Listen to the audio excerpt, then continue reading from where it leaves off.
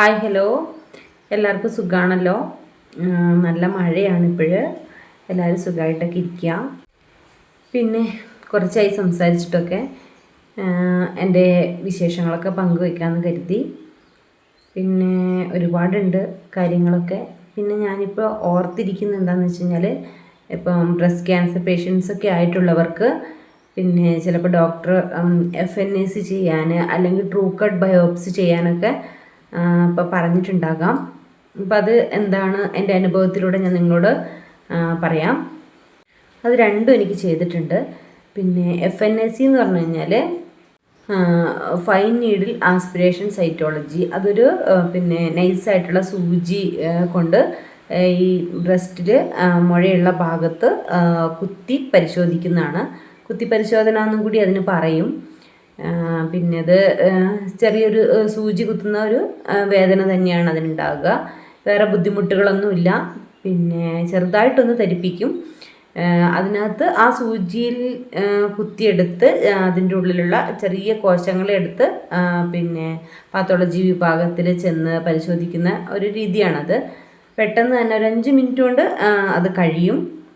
പക്ഷേ ഈ FNAC എന്ന് കേട്ടപ്പോഴും ഞാൻ കരുതിയത് അത് പിന്നെ ജീൻ ടെസ്റ്റ് അങ്ങനെയുള്ള വലിയ എന്തോ ഒരു ടെസ്റ്റാണെന്നാണ് കരുതിയത്. പക്ഷേ ആ ടെസ്റ്റ് കൊണ്ട് അത് നമുക്ക് ഉണ്ടായിരിക്കുന്ന മുഴ, അതിൽ നിന്ന് എടുക്കുന്ന കോശങ്ങൾ അല്ലെങ്കിൽ അതിനുള്ളിൽ നീർക്കെട്ടാണെങ്കിൽ അങ്ങനെയുള്ള കുത്തിയെടുക്കുന്നത് കൊണ്ട് അത് ശരിക്കും ക്യാൻസർ മുഴയാണോ അല്ലാത്ത ഏതെങ്കിലും തടിപ്പാണോ എന്നൊക്കെ കണ്ടെത്താൻ കഴിയും. പിന്നെയുള്ളത് FNAC പോലെ തന്നെയുള്ളത് ഒരു ട്രൂ കട്ട് ബയോപ്സിയാണ്. ട്രൂ കട്ട് ബയോപ്സി FNACയിൽ കറക്റ്റ് കിട്ടാത്തതുകൊണ്ടായിരിക്കാം ട്രൂ കട്ട് ബയോപ്സി ചെയ്തിട്ടുണ്ടായിരുന്നു. ട്രൂ കട്ട് ബയോപ്സി പിന്നെ 5 മിനിറ്റ് കൊണ്ടൊക്കെ പിന്നെ ചെയ്യുന്നൊരു ഇത് തന്നെയാണ്. അതിൻ്റെ റിസൾട്ട് രണ്ടിൻ്റെയും പെട്ടെന്ന് കിട്ടില്ലെങ്കിലും നമുക്ക് പെട്ടെന്ന് തന്നെ ഈ 2 ടെസ്റ്റുകളും ചെയ്യാൻ കഴിയും.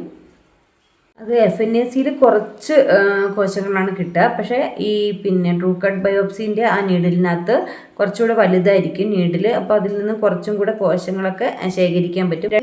വലിയൊരു പിന്നെ മുറിവൊന്നും നമുക്ക് ഉണ്ടാവില്ല. ഒരു സൂചി കുത്തിയിറക്കുന്ന ആ ഒരു മുറിവ് തന്നെ ഉണ്ടാവുള്ളൂ. പിന്നെ ഇത് നമുക്ക് വേദന ആദ്യം ഒന്ന് തരിപ്പിക്കും.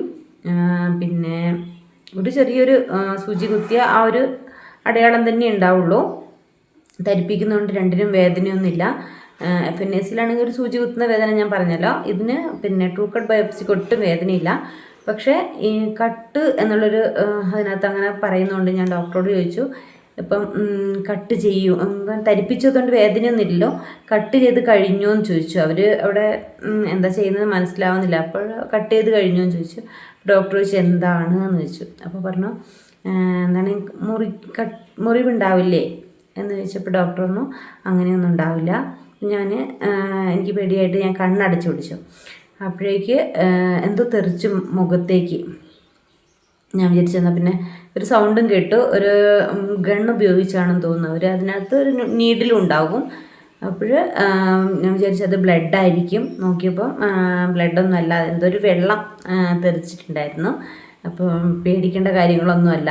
ഈ ട്രൂ കട്ട് ബയോപ്സി എന്ന് പറഞ്ഞു കഴിഞ്ഞാൽ നമ്മുടെ ഈ ചെറിയ തടിപ്പ് അത് ക്യാൻസറിൻ്റെ ആണോ അല്ലാത്തതാണോ എന്ന് തിരിച്ചറിയാൻ വേണ്ടിയിട്ടുള്ള ഒരു അതിൻ്റെ കോശങ്ങൾ കുറച്ചായിട്ട് നീഡിലിനകത്തേക്ക് അവരെടുക്കും.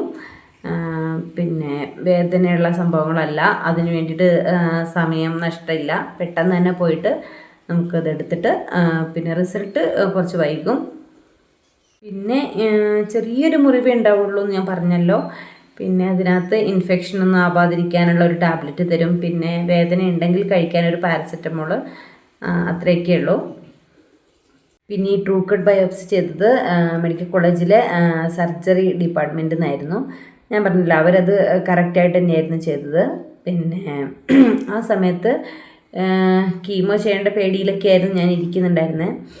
അപ്പോൾ അവിടെ ബെഡിനകത്ത് പിന്നെ കുറച്ച് പേരൊക്കെ ഇങ്ങനെ ഭയങ്കരമായിട്ട് ഛർദ്ദിക്കുന്നൊരു സൗണ്ടൊക്കെ കേട്ടിട്ടുണ്ടായിരുന്നു. അപ്പോൾ ഞാൻ അവരെ തന്നെ ഇങ്ങനെ നോക്കിക്കൊണ്ടിരുന്നു. എൻ്റെ വിചാരം അവിടുന്ന് തന്നെ അവർക്ക് എല്ലാവരും എന്താണ് ഇങ്ങനത്തെ ക്യാൻസറിൻ്റെ ടെസ്റ്റിനൊക്കെ വന്നവരായിരിക്കും.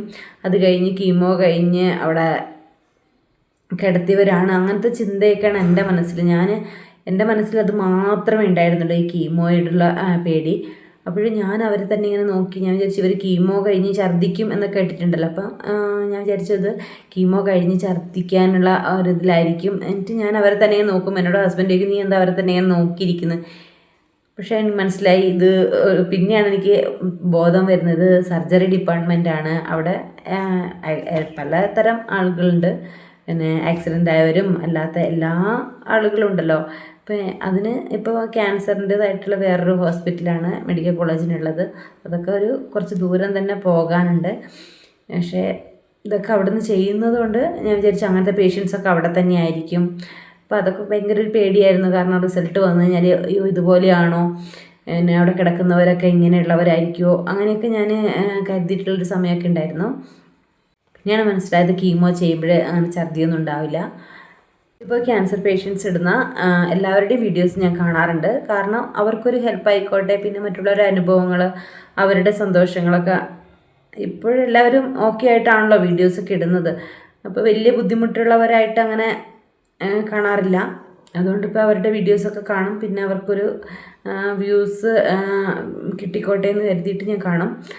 അപ്പോൾ ഒരു 4 വർഷം മുമ്പുള്ളത് അല്ലെങ്കിൽ 3 വർഷം മുമ്പുള്ളതൊക്കെ വീഡിയോസൊക്കെ ഇങ്ങനെ വരുമ്പോൾ ഞാൻ വിചാരിക്കും അങ്ങനെയുള്ളതൊക്കെ ഞാൻ അന്ന് തട്ടിക്കളയായിരുന്നു. അങ്ങനത്തെ വീഡിയോസൊന്നും ഞാൻ കാണാറില്ല. ഇപ്പം ഞാൻ വിചാരിക്കും അതൊക്കെ കണ്ടാൽ മതിയായിരുന്നു. പക്ഷേ കാരണം അവരുടെ സിംറ്റംസൊക്കെ കേൾക്കുമ്പോൾ ഇപ്പോൾ ഒവേറിയൻ ക്യാൻസറിൻ്റെയൊക്കെ ആകുമ്പോൾ അങ്ങനെയുള്ള വീഡിയോസൊക്കെ ഉണ്ടായിരുന്നു. പക്ഷേ ഞാനത് കണ്ടിട്ടില്ലായിരുന്നു. അങ്ങനെ കണ്ടിരുന്നെങ്കിൽ നമുക്ക് വരുന്ന ലക്ഷണങ്ങളൊക്കെ വെച്ചിട്ട് ഇതായിരിക്കുമോ എന്നെങ്കിലും ഒരു സംശയിക്കാം. അല്ലെങ്കിൽ ഒരു സ്കാനിങ്ങിന് പെട്ടെന്ന് ചെല്ലാം. അങ്ങനെയുള്ള കാര്യങ്ങളെങ്കിലും ചെയ്യാമായിരുന്നു. പക്ഷേ പിന്നെ ഇത് ഇങ്ങനെ ക്യാൻസർ ആയിരിക്കും എന്ന് കരുതാത്തത് കൊണ്ട് പിന്നെ അങ്ങനെയുള്ള വീഡിയോസ് കണ്ടുമില്ല. സ്കാനിങ് ഒക്കെ പെട്ടെന്ന് ചെയ്യണം എന്നുള്ളൊരു അറിവും കിട്ടിയില്ല. ഇപ്പോൾ എല്ലാ പേഷ്യൻസൊക്കെ അത്യാവശ്യം പേഷ്യൻസൊക്കെ ഇപ്പോൾ വീഡിയോസൊക്കെ ചെയ്യുന്നുണ്ട്. കാരണം നമുക്ക് വന്ന ഒരു അനുഭവം മറ്റുള്ളവർക്ക് വരരുത് എന്ന് കരുതിയിട്ട് തന്നെ ആയിരിക്കും. അപ്പോൾ അവരുടെ കീമോ അനുഭവങ്ങൾ അതൊന്നും എല്ലാവർക്കും ഒരുപോലെയൊന്നും ആയിരിക്കില്ല.